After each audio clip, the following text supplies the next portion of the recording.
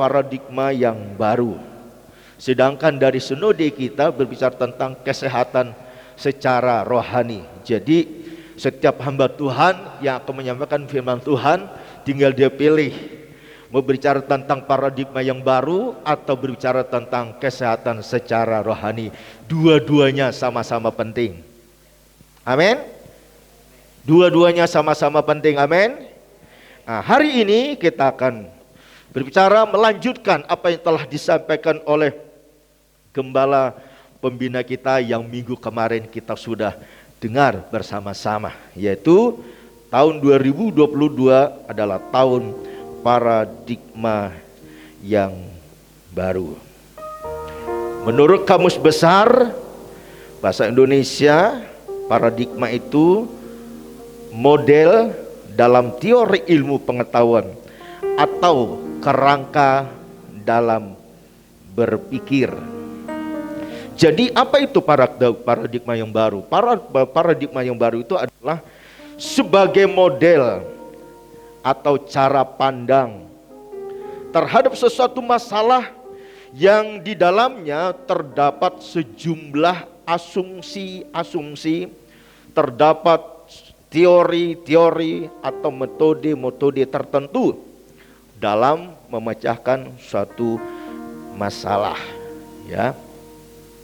Contoh paradigma pendidikan. Apa itu paradigma pendidikan?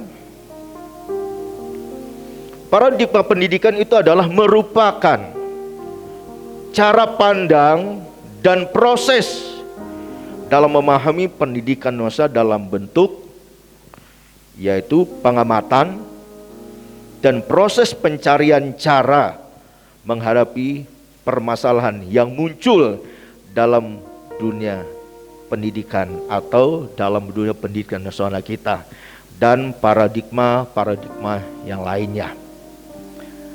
Kalau kemarin Bapak Gembala kita, Gembala Pembina kita, kalau Bapak Ibu perhatikan, ya, di dalam bagian-bagian terakhir firman Tuhan disampaikan, dalam paradigma yang baru dalam tema ini ada 6 hal yang harus diperhatikan. Mungkin sepintas kita melihat, kita belum ya. Saya sendiri dengar berkali-kali, ya. Berkali-kali. Apa sih yang harus kita perhatikan? Memasuki tahun yang baru, tahun paradigma yang baru itu, kalau tidak salah itu ada 6 hal yang harus kita perhatikan sungguh-sungguh sebagai gereja Tuhan, ya. Sebagai gereja Tuhan. Salah satunya adalah di situ dikatakan Tuhan yang membuat paradigma baru. Karena Tuhan yang membuat paradigma yang baru itu, sebagai gereja Tuhan harus menerimanya. Amin. Harus menerimanya. Lalu yang kedua, dalam tahun paradigma yang baru yang harus kita perhatikan gereja Tuhan, Bapak Gembala kita, bilang Bapak Gembala Bina kita mengatakan Tuhan akan menolong, Tuhan akan membela kita. Sekalipun proses tantangan silih berganti. Mengacu kepada ayat firman Tuhan 1 Korintus pasal 2 ayat yang ke-9. Apa yang tidak pernah timbul dalam hati kita, apa yang belum pernah kita minta, ya, Tuhan sediakan bagi orang yang mengasihi Tuhan. Lalu bagian yang ketiga yang harus kita perhatikan sebagai gereja Tuhan, kita harus meninggalkan cara hidup kita yang lama, ya. Lalu yang keempat, beliau berkata, apa yang harus kita perhatikan? Kita harus mengarahkan kepada panggilan surgawi. Lalu bagian yang kelima, kita harus tuh minta pimpinan Tuhan melalui apa? Melalui firman Tuhan dan juga pimpinan Roh Kudus. Lalu yang terakhir, beliau berkata, yang harus kita perhatikan memasuki paradigma yang baru, kita harus melakukan perbuatan-perbuatan yang besar daripada Tuhan. Amin. Amin. Itu yang beliau tegaskan. Kalau Bapak Ibu perhatikan sungguh-sungguh di bagian terakhir minggu pertama kemarin, dan disampaikan oleh gembala pembina kita. Hari ini pertanyaannya bagi kita sekalian, mengapa paradigma yang baru itu perlu kita lakukan sebagai gereja Tuhan? Mengapa paradigma yang baru itu perlu kita lakukan ya sebagai gereja Tuhan?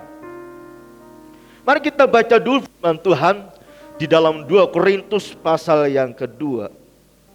2 Korintus pasal yang kelima maksudnya. 2 Korintus pasal yang kelima ayat yang ke-17. 2 Korintus pasal yang kelima ayat ke-17 sebagai ayat acuan kita pagi hari ini. Mari kita baca bersama-sama 2 Korintus pasal 5 ayat yang ke-17. Oke. 1, 2, 3.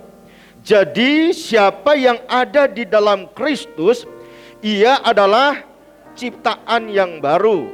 Yang lama sudah berlalu, sesungguhnya yang baru sudah datang. Sekali lagi 1, 2, 3. Jadi siapa yang ada di dalam Kristus, ia adalah ciptaan baru. Yang lama sudah berlalu, sesungguhnya yang baru sudah datang. Katakan amin. Bapak Ibu dan Saudara yang dikasihi Tuhan, mengapa gereja Tuhan, orang pilihan Tuhan, yang Tuhan sudah panggil, khususnya saudara dan saya, harus melakukan paradigma yang baru ini? Jawabannya yang pertama itu adalah supaya gereja Tuhan boleh menjadi pelopor terjadinya perubahan dalam pelayanan di berbagai lapisan kalangan masyarakat yang ada di tengah bangsa kita. Jadi tahun paradigma yang baru ini harus kita lakukan sebagai gereja Tuhan. Jawabannya yang pertama, supaya gereja Tuhan menjadi pelopor terjadinya perubahan dalam pelayanan di berbagai golongan lapisan masyarakat. Saya mengajak kita untuk mengacu dalam firman Tuhan dalam 1 Korintus pasal yang ke-9 ayat yang ke-23 hingga ayat yang 19 hingga ayat ke-23 berkata demikian. Sungguh pun aku bebas terhadap semua orang. Aku menjadi diriku hamba dari semua orang supaya aku boleh memenangkan sebanyak mungkin orang.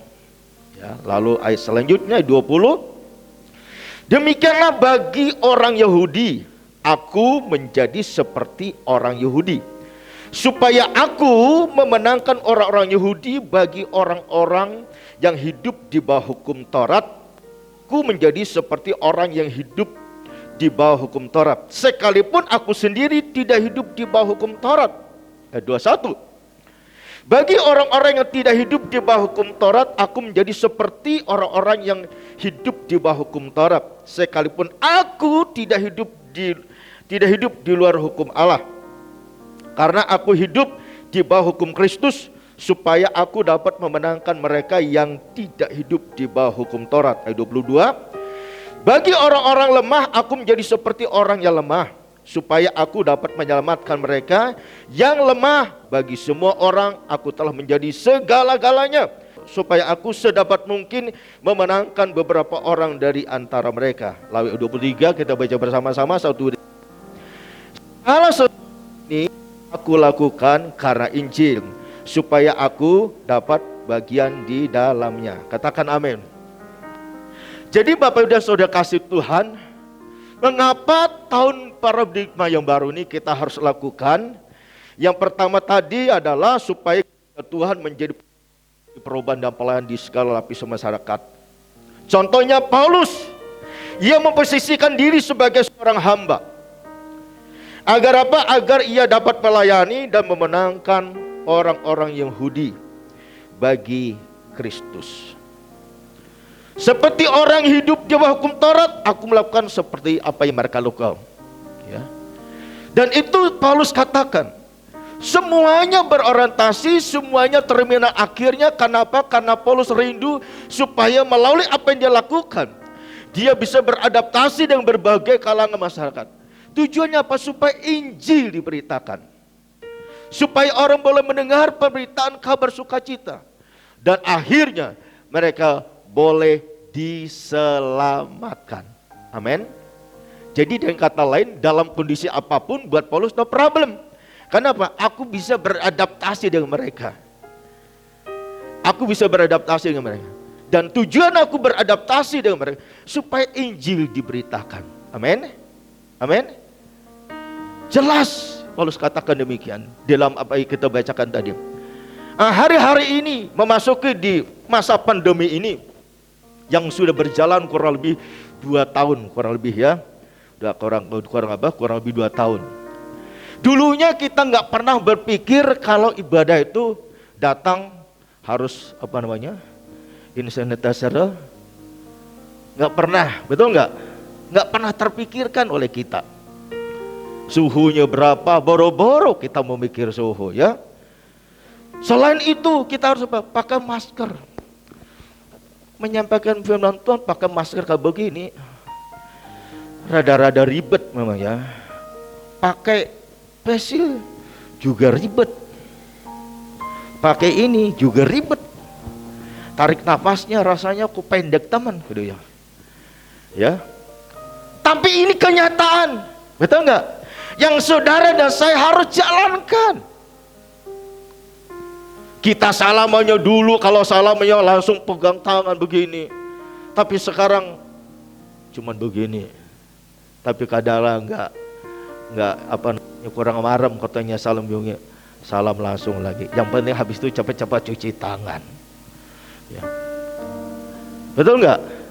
Duduk yang dulunya bisa berdempetan. Kalau lagi dingin, wah kepenaknya hangat nih dia udah. Kalau suami istri tentunya ya. Enak. Sekarang kasih jarak. Ya dulunya kalau menurut prokes harusnya 1 meter ya. Kalau 1 meter ya cuma datang cuma berapa orang ke gereja kita ini. Jadi saudara kasih Tuhan, gereja Tuhan mau tidak mau di masa pandemi ini ya harus bisa beradaptasi dengan apa yang terjadi hari ini. Amin. Salah satunya kenapa paradigma yang baru ini harus kita jalankan agar setiap pelayanan ini bisa tetap berjalan dengan baik. Agar pelayanan kita tetap bisa berjalan dengan baik.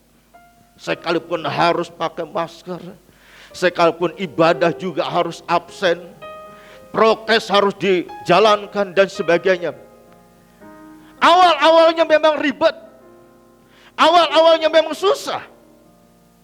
Tapi ketika kita sudah berjalan kurang lebih 2 tahun, masker ini merupakan kebutuhan. Kok cuman gini tok? Amin? Betul enggak? Buktinya saudara, waduh maskernya, bajunya apa? Maskernya banyak. Waduh. Ya. Sesuai dengan bajunya. Bahkan sampai akhirnya maskernya jadi kalung. Dikalungin maksud saya supaya nanti enggak kelalen dan sebagainya. Ini sesuatu yang baru, ya. Dalam kehidupan kita bermasyarakat, demikian juga dalam kehidupan kita berjemaat. Ini sesuatu yang tidak bisa kita hindari, tetapi harus kita hadapi dan kita jalani. Amin. Amin. Kenapa? Dengan tujuan supaya pelayanan kita tetap bisa berjalan dengan baik. Ya, supaya pelayanan kita tetap bisa berjalan dengan baik. Jadi Bapak Ibu dan Saudara kasih Tuhan, maka dari itu di tahun paradigma yang baru ini, suka atau tidak suka, ya, sebagai gereja Tuhan kita harus melakukannya. Amin. Kita harus melakukannya supaya apa? Supaya melalui kehidupan kita boleh menjadi pelopor terjadinya perubahan dalam berbagai pelayanan di berbagai lapisan masyarakat yang ada di tengah bangsa kita. Lalu yang kedua, mengapa tahun paradigma yang baru ini harus kita jalankan? Yang kedua, membuktikan bahwa gereja Tuhan adalah manusia ciptaan baru dalam Tuhan. Seperti apa yang kita baca tadi dalam 2 Korintus 5 ayat ke-17. Jadi siapa yang ada di dalam Kristus, ia adalah ciptaan yang baru. Yang lama sudah berlalu, sesungguhnya yang baru sudah datang. Amin. Saudara percaya bahwa kita sebagai manusia ciptaan baru dalam Tuhan? Amin. Lihat kiri kanan, apanya yang baru?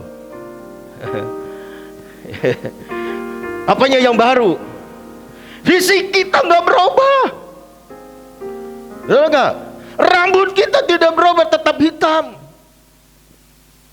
Tapi di dalam sana ada perubahannya luar biasa. Hati kita yang tadinya menentang Tuhan menjadi orang yang mengasihi Tuhan. Yang tadinya tidak peduli perkara-perkara rohani, sekarang menyadari perkara rohani itu kita butuhkan. Itu tandanya ada sesuatu yang berubah dalam kehidupan kita. Ada sesuatu yang terjadi di dalam kehidupan saudara dan saya. Jadi tahun paradigma yang baru kita harus jalankan. Yang kedua tadi adalah membuktikan bahwa gereja Tuhan adalah manusia ciptaan baru dalam Tuhan. Pertanyaannya, mengapa gereja Tuhan dikatakan sebagai manusia ciptaan baru dalam Tuhan? Ini perhatikan saudara kasih Tuhan. Mengapa gereja Tuhan dikatakan sebagai manusia ciptaan baru dalam Tuhan? Yang pertama itu adalah karena telah meninggalkan cara hidup yang lama kita. Karena kita telah meninggalkan cara hidup yang lama atau hidup atau pola hidup kita yang tidak baik. Contohnya Paulus yang dulunya menjadi penganiaya jemaat sebelum dia bertobat bernama Saulus. Dia penganiaya jemaat Tuhan, melarang orang-orang untuk beribadah. Bahkan dia suka berbuat onar atau kegaduhan. Tetapi sekarang dia telah menjadi manusia baru dalam Tuhan dan hidupnya berubah. Dikatakan dalam firman Tuhan dalam Kisah Para Rasul pasal yang ke-9 ya, ayat pertama dan seterusnya bilang begini. Sementara itu berkobar-kobar hati Saulus untuk mengancam dan membunuh murid-murid Tuhan. Ia menghadap imam-imam besar dan meminta surat kuasa daripadanya untuk dibawa kepada majelis-majelis Yahudi di Damsyik, supaya jika ia menemukan laki-laki atau perempuan yang mengikuti jalan Tuhan, ia menangkap mereka dan membawa mereka ke Yerusalem. Tapi apa yang terjadi ketika Saulus dalam perjalanan menuju kota Damsyik? Cara Tuhan itu luar biasa. Saulus sudah punya surat kuasa yang dia minta dengan orang-orang peninggi pada waktu itu. Dengan tujuan apa? Untuk melakukan keonaran, atau yang katanya membuat orang-orang yang ibadah itu diobrak-abrik. Ya, dia tidak suka ada orang beribadah. Dia tidak suka ada orang menyembah Tuhan. Dia punya surat kuasa. Ketika dia melihat ada orang mau beribadah, entah itu laki-laki atau perempuan, atau laki-laki atau perempuan dan sebagainya, dia tangkap dan sebagainya. Di situ tadi katakan mau dibunuh. Tapi ayat yang ketiga dan seterusnya, Saulus dijamah Tuhan. Matanya tadi melek, tapi dijamah Tuhan. Akhirnya dia mengalami sesuatu yang Tuhan memang sudah Tuhan lakukan. Tuhan izinkan terjadi. Singkat cerita, Saulus akhirnya ia bertobat. Paulus akhirnya dia menyadari bahwa apa yang dia lakukan itu sesuatu yang tidak berkenan kepada Tuhan. Sehingga pada waktu dia ada di kota Damsyik, dalam kondisi yang tidak bisa melihat dan tidak bisa makan dan minum selama beberapa hari, 3 hari kalau kurang lebih. Akhirnya firman Tuhan datang kepada seorang anak Tuhan bernama Ananias di situ. Hai Ananias, pergilah engkau ke jalan lurus ini dan temui orang yang bernama Saulus. Sekarang ia sedang berdoa. Saudaraku dikasih Tuhan, perhatikan ayat selanjutnya. Ya, di situ Ananias jawab seperti ini. ayat yang ke-13 pasal 9 Kisah Para Rasul. Bilang begini, jawab Ananias, Tuhan, dari banyak orang telah kudengar tentang orang itu. Maksudnya tentang siapa? Tentang Saulus, yang sebelum dia bertobat namanya Saulus, tapi setelah bertobat dikasih nama Paulus. Betapa banyaknya kejahatan yang dilakukannya terhadap orang-orang kudusmu di Yerusalem. Ya. Dan ia datang kemari dengan kuasa penuh dari imam-imam kepala untuk apa? Untuk menangkap semua orang yang memanggil namamu. Selanjutnya, tetapi firman Tuhan kepadanya, pergilah sebab orang ini adalah alat pilihanku, bagianku, untuk memberitakan namaku kepada bangsa-bangsa lain serta raja-raja dan orang-orang Israel. Aku sendiri akan menunjukkan kepadanya betapa banyak penderitaan yang harus ia tanggung oleh karena namaku. Lalu pergilah Ananias ke situ dan masuk ke rumah itu. Ia menumpangkan tangannya ke atas Saulus. Katanya, Saulus saudaraku, Tuhan Yesus yang telah menampakkan diri kepadamu di jalan yang engkau lalui, telah menyuruh aku kepadamu supaya engkau dapat melihat lagi dan penuh dengan Roh Kudus. Ayat selanjutnya, dan seketika itu juga seolah-olah selaput gugur dari matanya sehingga ia dapat melihat lagi. Ia bangun, lalu ia dibaptis. Ayat 19, dan setelah ia makan pulihlah kekuatannya. Katakan amin. Jadi Bapak Ibu dan Saudara kasih Tuhan, mengapa gereja Tuhan itu dikatakan sebagai manusia ciptaan baru dalam Tuhan? Yang pertama, karena telah meninggalkan cara hidup kita yang lama. Contohnya Saulus. Dulunya dia orang penganiaya jemaat, suka bikin onar, tapi Tuhan jamah, Tuhan pulihkan hidupnya. Akhirnya dia berubah, dia menjadi orang yang sungguh-sungguh mengasihi Tuhan. Amin.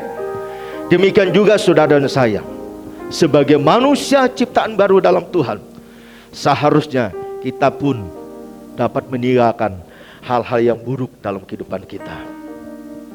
Apa hal-hal yang buruk dalam kehidupan kita? Kita sendiri yang tahu. Ya Pak ya, contoh hal-hal yang buruk dalam kehidupan kita. Orang yang suka berjudi, orang yang suka berjudi itu hal yang buruk. Siapa yang pernah berjudi? Pernah pasang nomor? Semuanya terdiam. Ya om dulu, sekarang wis taubat. Pasangan nomor. Ya. Saya dulu juga pernah pasang nomor sebelum bertobat. Tentunya Kristen ya Kristen, tapi belum bertobat. Ya. Pasang nomor, ada namanya tahun berapa tuh ya, 80 sekian lah. Ada yang namanya porkas. Porkas. Saya tuh digodai sama saudara sepupu saya. Tiba-tiba malam-malam dia mimpi dia bilang, aduh dia mau beli nomor itu nggak ada duit. Akhirnya dia suruh saya, kamu ada uang ini nggak? Mau tidak mau saya keluarkan uang. Akhirnya saya jadi beli porkas. Jadi porkas. Nah itu contoh yang tidak baik. Beli porkas, nomor. Apalagi hal yang buruk yang harus kita tinggalkan. Selain judi, kemudian yang pergaulan bebas. Pergaulan bebas itu khususnya itu tidak melihat tua atau muda. Pergaulan bebas yang merusak kita, itu harus kita tinggalkan. Ya, apa saja pergaulan bebas? Banyak sekali. Kita ke hiburan malam dan sebagainya. Siang ini dia tidur, malam dia berkeliaran. Ya. Suatu ketika saya mengikuti seminar di Batu Raden. Seminar di Batu Raden itu lalu kita dapat penginapan dan ternyata tempat penginapan kita itu dekat. Di situ ada nightclub. Apa nama tuh ya, musiknya sebenarnya dugem apa namanya itu ya. Saya bilang begini, kok berisik teman ya. Lalu teman saya bilang gini, kita ngintip sebenarnya, yuk kita lihat. Ternyata pada waktu kita mau lihat ke situ, ternyata ada 3 lapis penjagaannya. Lalu tanya penjaga pertama, bilang begini, Pak, mau kemana? Kita mau lihat dulu. Bapak dari mana? Kita bilang seminar. Aduh Pak, apa Bapak mau masuk tempat ini? Penjaga pertama penasaran. Kita mau lihat sebenarnya Pak, boleh nggak? Akhirnya ring pertama bisa lewat. Masuk yang kedua, penjaganya tambah banyak, orangnya kekar-kekar. Masuk kedua, tanya, ada perlu apa Pak? Kan pakaian kita kan beda. Pakaiannya udah kelihatan, nih orang yang nggak suka tempat kan kelihatan. Lapisan kedua bilang gini, Pak ini tempatnya kayak gini. Mau masuk? Akhirnya teman saya lalu nyolek saya di belakang. Udahlah, nggak usah lah ke sana, nggak jadi. Kenapa? Karena pada waktu kita lihat udah masuk ring kedua itu sudah kelihatan, di depan-depan itu sudah kelihatan dari segi berpakaian dan sebagainya. Akhirnya teman saya bilang, udahlah, nggak jadilah. Kalau kita coba masuk ring sampai ketiga, wah, nggak tahu apa yang terjadi, ya. Mata ini tutup pakai kacamata hitam juga tetap nggak bisa, ya. Pasti di situ bermacam hal yang kita lihat, yang mungkin kita nggak pernah lihat kondisi itu. Hal itu buruk, tapi bagi orang yang senang hal itu, hal yang menyenangkan. Tapi bagi gereja Tuhan yang dia menyadari bahwa kita adalah manusia ciptaan baru dalam Tuhan, hal-hal yang buruk harus kita tinggalkan. Amin. Salah satunya tadi beli nomor. Hal yang lain, satu ketika kesaksian seorang hamba Tuhan Debbie Basir. Debbie Basir kita kenal toh. Mungkin ada pencinta dari Debbie Basir juga. Yang begini, suatu ketika dia ditelepon oleh seseorang, tentunya bapak-bapak telepon begini, Bu, saya mau tanya. Serta ternyata tanya begini, hal berhubungan dengan merokok, saudara. Dia bilang gini, Pak, ibu, saya mau tanya, Ibu kemarin waktu firman Tuhan ini singgung tentang ini.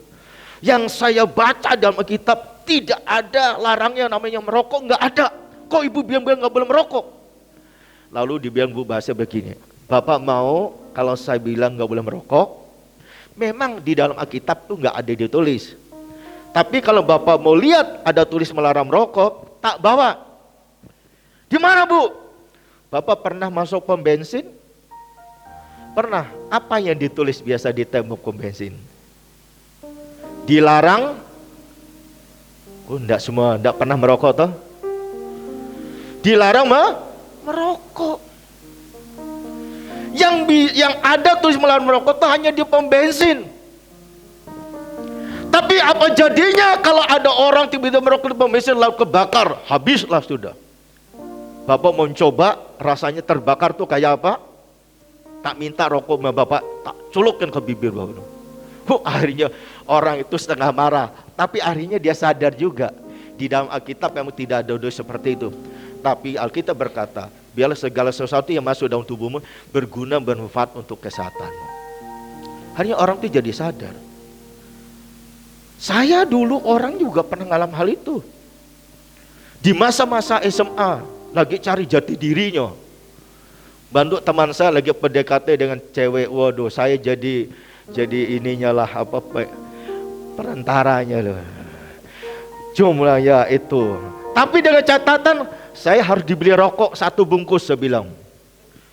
Dibeli rokok apa? Jarum super. Waktu saya datang ya teman saya kan dekat. Ada apa aja?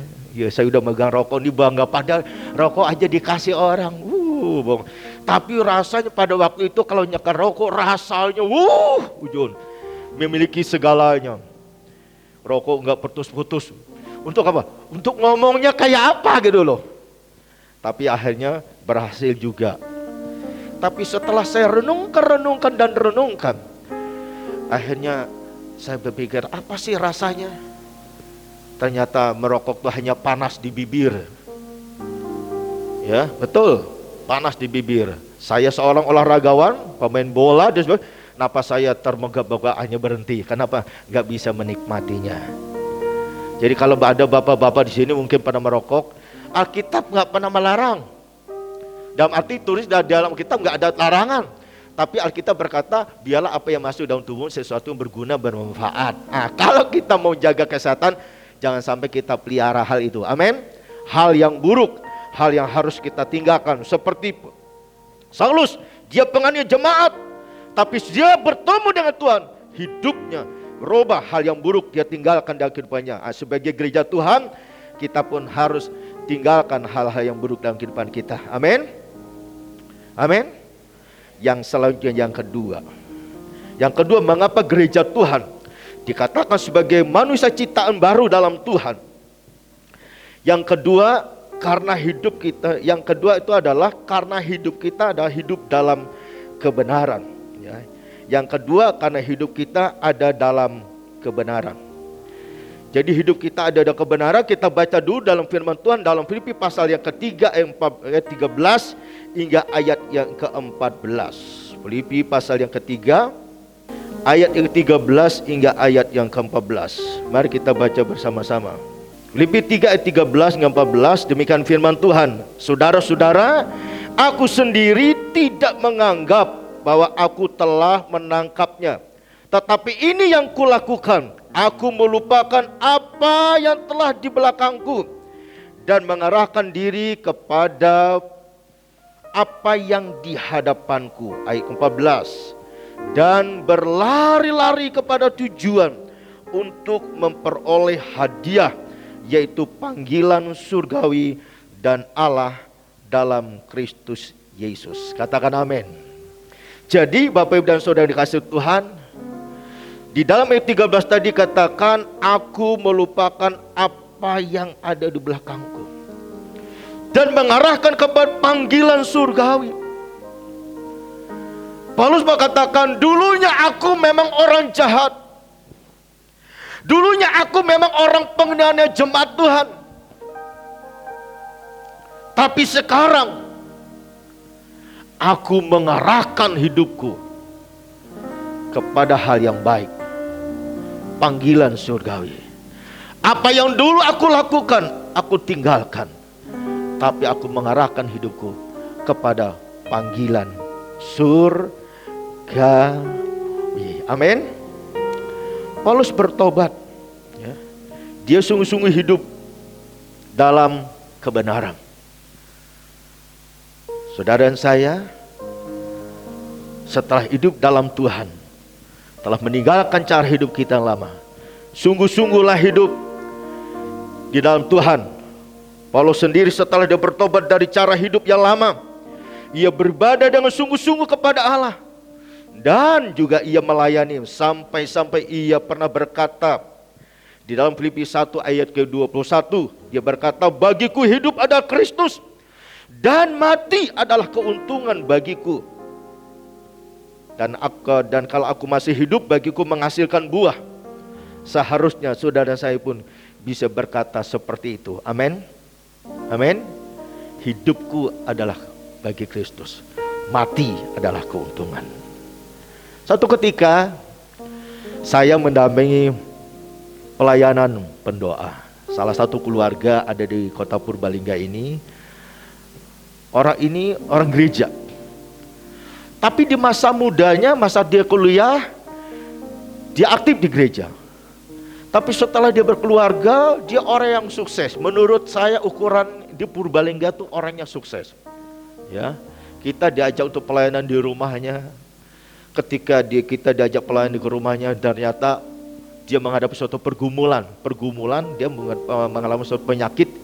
Dan penyakit itu memang sepintas tidak kelihatan, tidak meregutnya sesuatu yang sepele kalau dilihat. Tapi ternyata itu kanker. Dan dia sudah berobat kemana-mana. Bahkan obatnya di Indonesia ini nggak ada. Ya. Bahkan dia pernah berobat dengan obat, dan obat itu pernah dipakai oleh seorang presiden Amerika.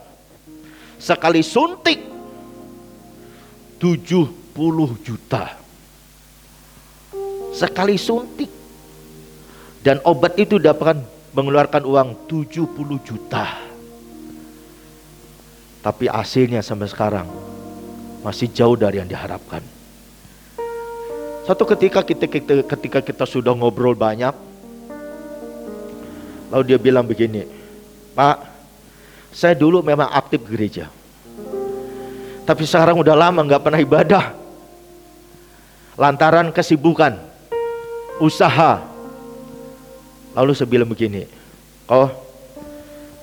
saya tidak bisa berbicara banyak. Karena apa? Saya bilang begini, secara materi engkau sekeluarga sudah tidak perlu khawatir.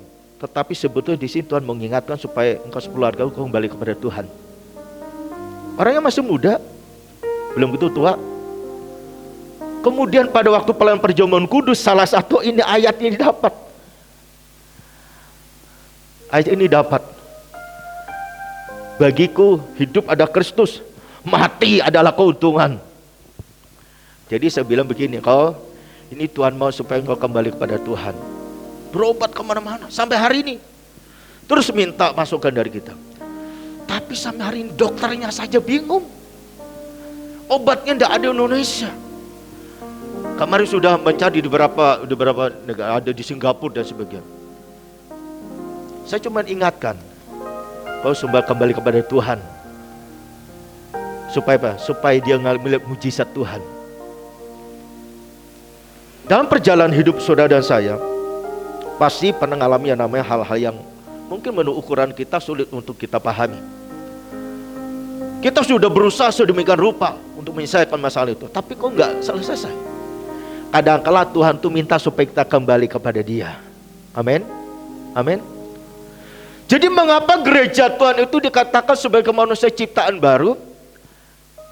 Yang kedua, karena kita telah hidup dalam kebenaran. Ya. Karena kita telah hidup dalam kebenaran. Kalau kita sudah hidup dalam kebenaran, mari hidup kita pakai untuk apa? Memuliakan Tuhan. Amin. Beribadah dengan sungguh-sungguh di tahun paradigma yang baru ini, dan juga kita memelayani supaya apa? Supaya Tuhan dipermuliakan. Ini bagian yang kedua. Lalu yang ketiga, bagian yang ketiga, mengapa gereja Tuhan dikatakan sebagai manusia ciptaan baru dalam Tuhan, atau manusia ciptaan baru dalam Tuhan. Yang ketiga, karena hidup kita adalah hidup yang melayani dan menjadi saksi bagi dunia ini. Di dalam firman Tuhan, di dalam Kisah Para Rasul pasal yang ke-9 ayat ke-26 hingga ayat ke-28 berkata demikian. Setibanya di Yerusalem, Saulus, sebelum bertobat namanya Saulus, tapi setelah bertobat namanya Paulus, mencoba menggabungkan diri kepada murid-murid. Tetapi semuanya takut kepadanya. Karena apa? Karena mereka tidak dapat percaya bahwa ia juga seorang murid. Ayat 27, tetapi Barnabas menerima dia dan membawanya kepada rasul-rasul dan menceritakan kepada mereka bagaimana Saulus melihat Tuhan di tengah jalan, dan bahwa Tuhan berbicara dengan dia, dan bagaimana keberaniannya mengajar di Damsyik dalam nama Yesus. Ayat terakhir, dan Saulus tetap bersama-sama mereka di Yerusalem, dan dengan keberanian mengajar orang dalam nama Tuhan.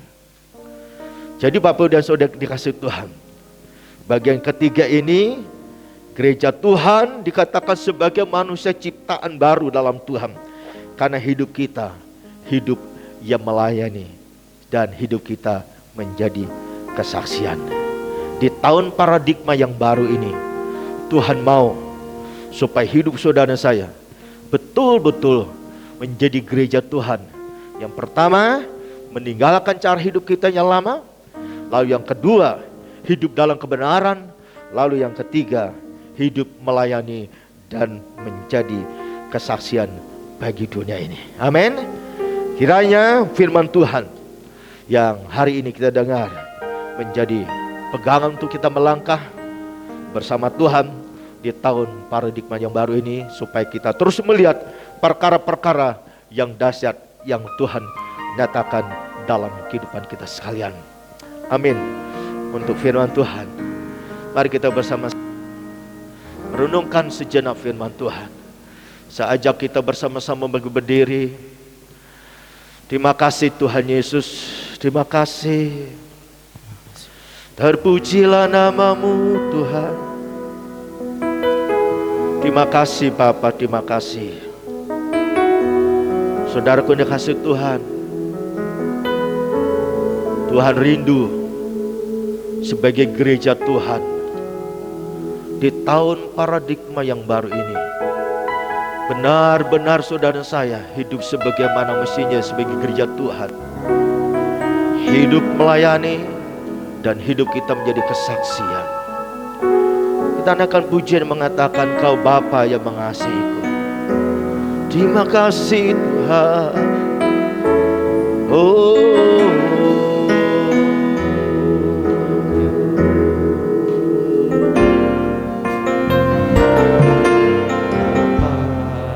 yang mengasihiku, kuasa-Mu memulihkanku, hati yang baru Kau berikan, untukku dapat melihat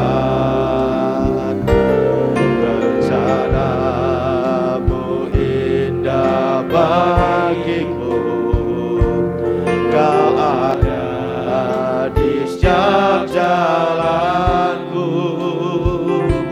hatiku haus dan lapar akan Engkau. Kaulah segalanya, Kaulah segalanya di dalam hidupku.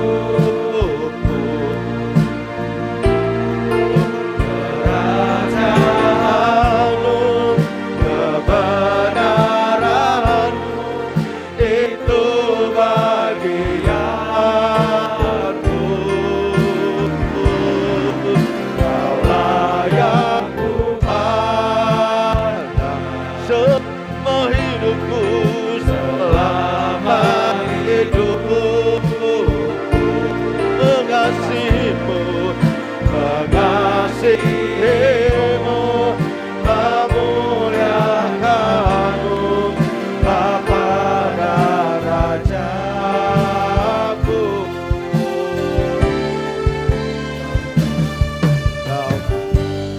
Kau Bapa yang mengasihiku, kuasa-Mu memulihkanku, hati yang baru Kau berikan, untukku dapat melihat rencana-Mu, rencana-Mu indah bagiku. Kau ada di setiap jalanku, hatiku haus dan lapar akan Engkau. Katakan Kaulah segalanya, segalanya di dalam hidupku, di dalam hidupku.